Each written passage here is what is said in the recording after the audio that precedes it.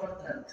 আপনারা ইতিমধ্যে আসিয়া একজন একজন আসিয়া শুনতেন মধুর আওয়াজ, মধুর সুর, রাহমাতুল আলামিন কণ্ঠে গিয়া কত কাফের মুসলমান হইছে। সুবহানাল্লাহ।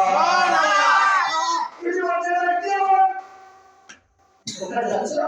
তিনজন কাফের কয়, এই কই যাচ্ছ? ওরা এমনি একটু সামনে যাইতেছি, তুমি কোথায় গেছো? উনি ইতিমধ্যে কিন্তু দুইজন কাফের নবীজি কোরআন তেলাওয়াত করতেছেন গভীর রাতে। ওই সময় কোরআন তেলাওয়াত শুনিয়া আবার 1 ঘন্টা সময় পার হয়ে গেল। হঠাৎ করে দেখুন অন্য কাফের যে আমার দিকে ফেলে আগামীকাল দরবারে মাস্টার আমার হাজির করবে। বেতার লাঠি ফিরে একটা আমার করবে না, যদি করবে আমার গায়ে পড়বে।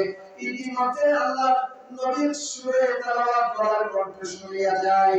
যাওয়ার সময় বলে আগামীকাল সে আগামীকাল পরে মুহাম্মদের দরবারে মুসলমান হয়ে যাব।